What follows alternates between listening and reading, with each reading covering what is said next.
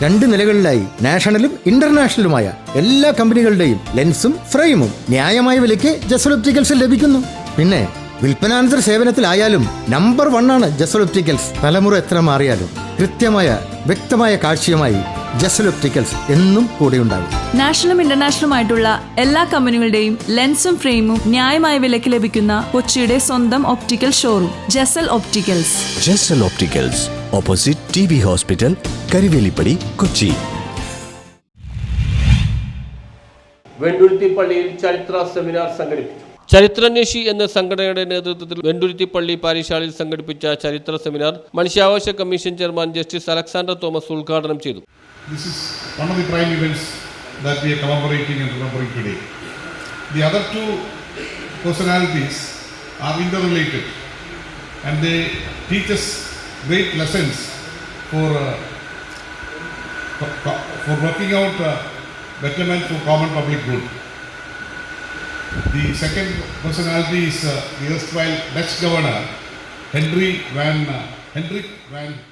ഭാരതീയ ഭാഷയിൽ ആദ്യമായി അച്ചടിച്ച തമ്പിരാൻ വണക്കം എന്ന പുസ്തകത്തിന്റെ 446-ാം വാർഷികവും ഇതോടൊപ്പം നടന്നു. അതിൻ്റെ കേരളത്തിലെ തറവാടെന്ന് പറയുന്ന, അതുമായിട്ട് ബന്ധപ്പെട്ട് നിൽക്കുന്ന കേരളത്തിൻ്റെ തറവാടെന്ന് പറയുന്ന കൊച്ചി രൂപതയുടെ മെത്രാസന മന്ദിരത്തിൽ നിന്നാണ് ഞാൻ വരുന്നത്. അത് വളരെ ആ ഹൗസിന് കേരളത്തിൽ തന്നെ ഏറ്റവും പഴക്കമുള്ള വീടാണത്. 1506-ലുള്ള വീട് ഇന്നും അതേ രീതിയിൽ തുടരുകയും ഓഫീസായിട്ടും വീടായിട്ടും ഫങ്ഷൻ ചെയ്യുകയും ചെയ്യുകയാണ്. ഈ പ്രബന്ധം അവതരിപ്പിക്കുന്ന ഞങ്ങളുടെ ഏറ്റവും പ്രിയങ്കരനായ ജോസ് ക്രിസ്റ്റഫർ മാളിയേക്കൽ സാറിൻ്റെ തറവാട് കൂടിയാണത് കൊച്ചി രൂപത എന്ന വിശാലാർത്ഥത്തിൽ.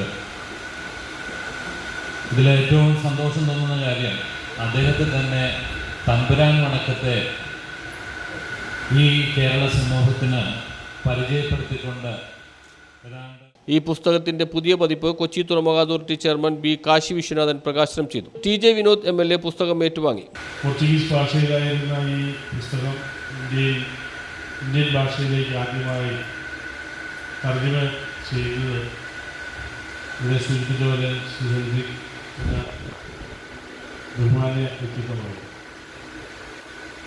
അപ്പോൾ ആ ചരിത്ര പുസ്തകം ചരിത്രത്തിൽ ക്രൈസ്തവ സഭയിൽ ക്രൈസ്തവ സമൂഹം നടത്തിയിട്ടുള്ള പ്രവർത്തനങ്ങളെ കുറിച്ച് മനസ്സിലാക്കാനും അതിലൂടെ കൂടുതൽ കാര്യങ്ങൾ പൊതുസമൂഹത്തിൽ ബോധ്യപ്പെടുത്തി കൊടുക്കാനും തീർച്ചയായും ഇത്തരം ഒരു സിംപോസിയത്തിലൂടെ സാധ്യമാവും എന്ന കാര്യത്തിൽ യാതൊരു സംശയമില്ല. നമ്മളെല്ലാം സംബന്ധിച്ച് പലപ്പോഴും ചരിത്രത്തിൽ നിന്ന് കാര്യങ്ങൾ മറന്നു പോകുന്ന ഒരു സമൂഹത്തിലാണ് നമ്മൾ ജീവിക്കുന്നത്.